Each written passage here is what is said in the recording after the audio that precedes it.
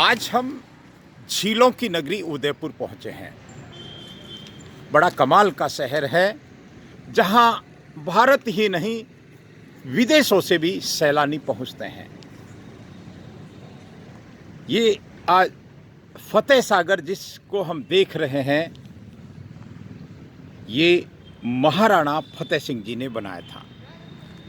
चारों तरफ पहाड़ियाँ हमको दिख रही है, सामने महल दिख रहा है और इसकी हम जितनी तारीफ करेंगे उतनी कम रहेगी।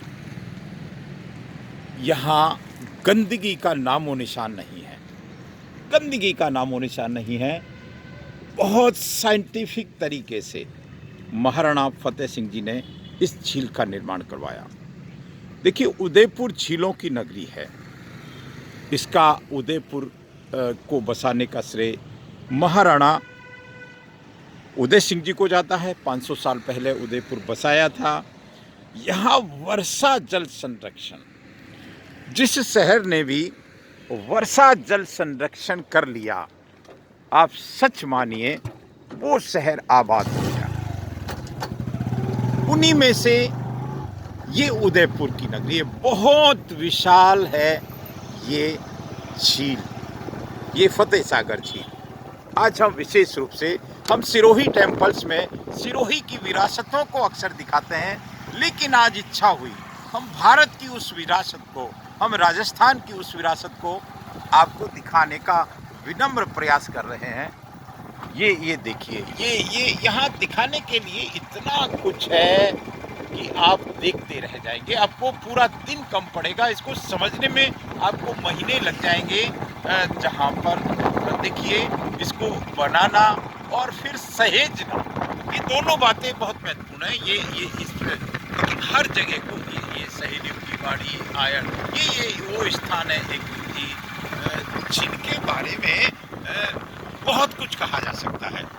यहाँ आज हम अभी फतेह सागर झील के पास घूम रहे हैं और मैं इस पूरी यात्रा का श्रेय राणा साहब को देता हूँ। आज संयोग तो हमारा ये था कि हम किसी कारण से यहाँ उदयपुर पहुँचे, लेकिन अद्भुत स्थान है साहब, अद्भुत स्थान है।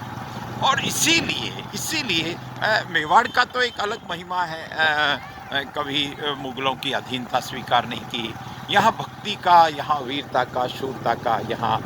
लेकिन जो खास बात है यो यहाँ का जल संरक्षण है। आज हम सुबह बात कर रहे थे, यही सोच रहे थे कि इन पहाड़ियों पर बरसने वाला अमृत तुल्य पानी अगर हमारे पूर्व शासकों ने नहीं सहेजा होता तो कितना मुश्किल हो जाता साहब, कितना मुश्किल हो जाता। और हम देखते हैं यहाँ सिरोही की भी हम अक्सर बात करते हैं, लेकिन आज हम उदयपुर की बात कर रहे हैं। बहुत विशाल। आज इसके चक्कर लगाने में भी हमको लगता है कई मिनट लग जाएंगे। मेरा ये सौभाग्य रहा है, मैं देवनगरी के देव दर्शन के माध्यम से ऐसी विरासतों को आपको बताने का विनम्र प्रयास करता हूँ और लगातार प्रयास करता हूँ कि हम इन विरासतों को सहेजें। वैसे यहाँ जिस तरह का रखरखाव है, आप देख सकते हैं बहुत सारे लोग जो संसार के थपेड़ों से, या देखिए संसार में आपको थकावट आएगी, आपको परेशानी आएगी, तो कुछ पल के लिए अगर हम ऐसे स्थानों पर पहुँचते हैं तो सच मानिए मन को आनंद आता है, मन खुश हो जाता है, मन एकदम विश्रांति की तरफ आ जाता है। जल देवता है ये। और सबसे बड़ी बात जो मैं बार बार कह रहा हूँ, यहाँ का कैचमेंट एरिया इतना बड़ा है कि 4 घंटे की बारिश में ये पानी भर जाता है, ये सारी झीलें भर जाती है। आप देख सकते हैं क्या, जिसको हम नीला जल कहेंगे, जिसको हम कहेंगे कि गंदगी हो ही नहीं सकती। और मैं नगर निगम उदयपुर का भी वंदन करता हूँ कि इसका रख रखाव, अब हम इससे तुलना करें। हम चूँकि देवनगरी की अक्सर बात, ये एक ओवरफ्लो और है, यहाँ कई ओवरफ्लो हैं, पूरा साइंटिफिक आप देख सकते हैं। इधर से ओवरफ्लो का निकास होता है और जहाँ हमने गाड़ी को पार्क कर दिया, एक सिस्टम होता है, क्योंकि जहाँ तक हम जा सकते हैं गाड़ी से गए। अब आगे का काम मुझे लगता है साइकिलिंग का होता होगा, क्योंकि पर्यावरण को भी बचाना है हमको, पर्यावरण की भी बात करनी है। तो हम लगातार आप इस खूबसूरती को बताने का एक तरह से प्रयास कर रहे हैं। हम एक काम सोच सकते हैं, मैं सिरोही से जोड़ता हूँ, सिरोही से इसलिए जोड़ता हूँ कि क्या सिरोही में भी 7 तालाब हैं। अक्सर हम उन 7 तालाबों की बात करते हैं, लेकिन सहेजने में हम पिछड़ गए साहब, सहेजने में हम पक्का पिछड़ गए। और एक बात तो हमको अभी राणा साहब बता रहे थे कि भाई अगर किसी कारण से बारिश कम आ जाए, अगर किसी कारण से, तो पानी लाने के लिए भी सुखाड़िया साहब ने एक व्यवस्था की है, आप देख सकते हैं इसको। मुझे लगता है मेरे कैमरे में इतनी दम नहीं है कि इस पूरे छोर को दिखा सके, लेकिन बहुत कमाल का स्थान है साहब ये। अगर हम दूर देखेंगे पहाड़ी के ऊपर तो एक हमको मंदिर दिखाई देगा। सामने क्या है सर? सामने वो जिस महल की बात कर रहे थे, ये हाँ, वो तो एक मंदिर है, गार्डन है यहाँ। गार्डन देखिए, इस झील को देखकर हम एक दूसरा कश्मीर कह सकते हैं इसको, क्योंकि चारों तरफ प्रदूषण की तो कोई बात हम हो ही नहीं सकती, प्रदूषण नाम का यहाँ है ही नहीं।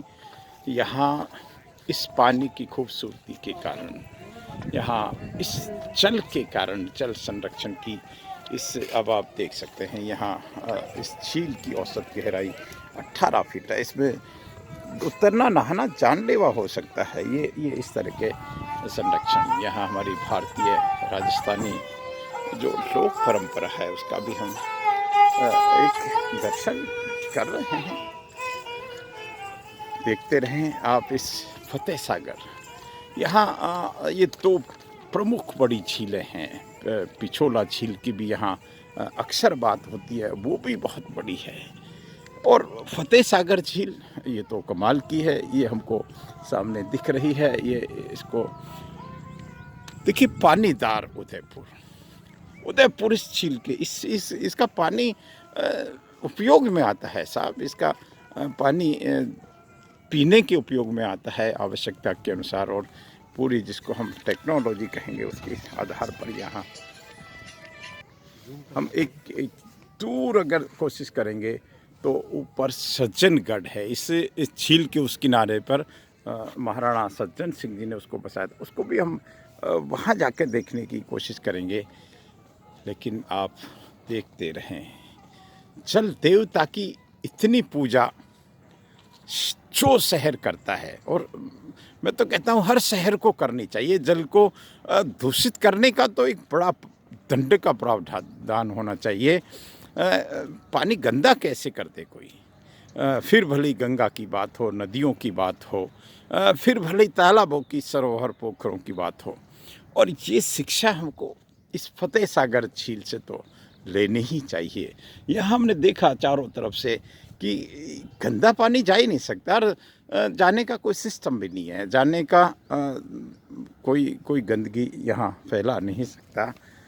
ये हम लगातार देख रहे हैं आपके फतेह सागर झील को, जो एक आकर्षण का केंद्र है, जो जहाँ लोग पहुँचते हैं, जहाँ लोग मन को एक आनंद अनुभव करते हैं।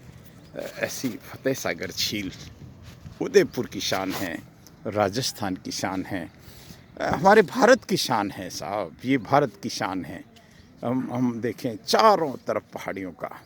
अब हम यहाँ खड़े होकर ये बात हम अक्सर कहेंगे कि इस पानी को सहेजना कितना ज़रूरी था, क्योंकि पानी बरसता है, क्योंकि एक बरसात का एक सीज़न होता है, उसमें पानी निकल जाता है बहकर। तो उस पानी को रोकने का, सहेजने का ये कार्य हमारे पूर्व शासक महाराणा ये करते थे। और उदयपुर को तो ख़ास तौर से ये सौभाग्य मिला है कि यहाँ उदय सागर की भी बात होती है। उदय सागर यहाँ है, यहाँ कई झीलें हैं। फिर मैं बात को इस रूप में विराम देने की कोशिश करता हूँ कि चारों तरफ खूबसूरत पहाड़ियाँ हैं, हरी भरी पहाड़ियाँ हैं। आप इनको देख सकते हैं, इन पर बरसने वाला पानी अमृत तुल्य होता है। कितना भी बोला जा सकता है, कितने भी काव्य लिखे जा सकते हैं, कितनी भी कविताएं बोली जा सकती है। इस प्रकृति की सुंदरता में, इस जल देवता की सुंदरता में, पंच महाभूतों की सुंदरता में, जल जंगल जमीन के संरक्षण की सुंदरता में। और आप देखते रहें, अगले अंक में मैं और एक ऐसे ही स्थान की बात करूंगा, ऐसे ही स्थान को दिखाने की कोशिश करूंगा। नमस्कार, मुझे इजाज़त दें। राजेंद्र सिंह नरूखा, सिरोही टेम्पल्स, देवनगरी के देव दर्शन से। नमस्कार।